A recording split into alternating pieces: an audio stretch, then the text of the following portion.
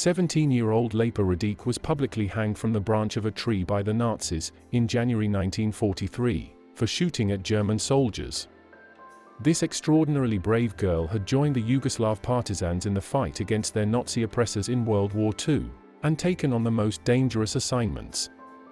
What turn of events led to her transformation, capture, and ultimate execution? Lepa was born in 1925 to Serbian parents, in the Bosnian village of Ganica. During her school years, she was recognized as a serious and studious student. She came from a hard-working family with communist roots. Her uncle, Vladeta Radić, was actively involved in the underground labor movement. As a teenager, she too became active in the League of Communist Youth of Yugoslavia.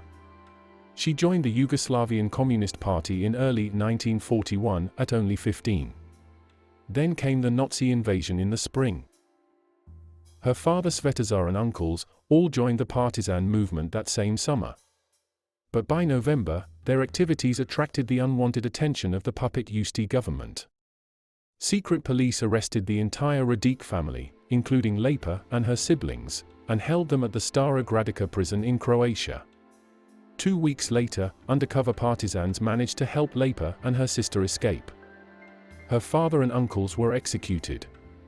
After their rescue, Lepa and her sister vowed to avenge their father by courageously joining the 7th Partisan Company of the 2nd Krajewski Detachment.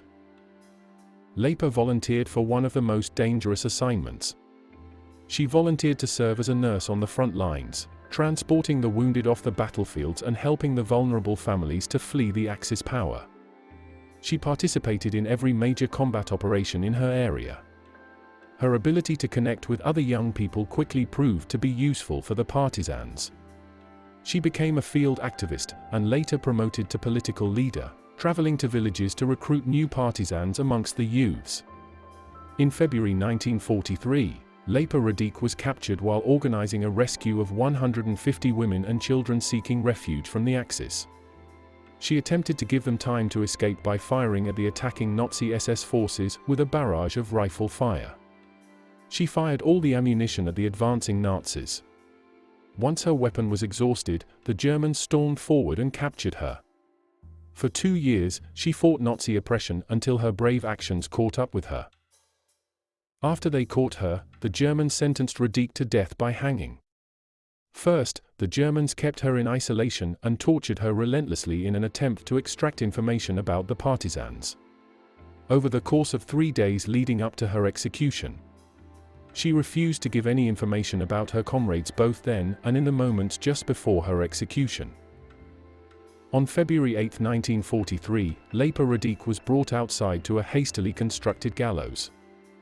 It was nothing more than a rope swung over a large tree branch in the town square, in full view of the public. Rather than appearing frightened, she looked resolute instead.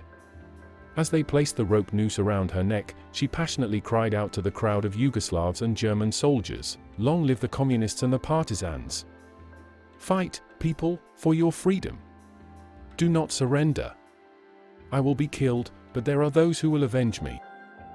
The Nazi commander in charge scowled at the girl, and offered Lepa one last chance to spare her life by giving them the names and location of her partisan allies.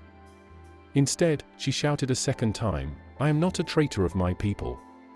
Those whom you are asking about will reveal themselves, when they have succeeded in wiping you out, evil people, to the last man."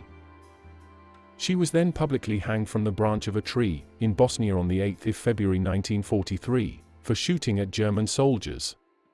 She was made to stand on a large chest, her hands were tied behind her, and she was noosed with a thin cord. The chest was pulled away, leaving her suspended.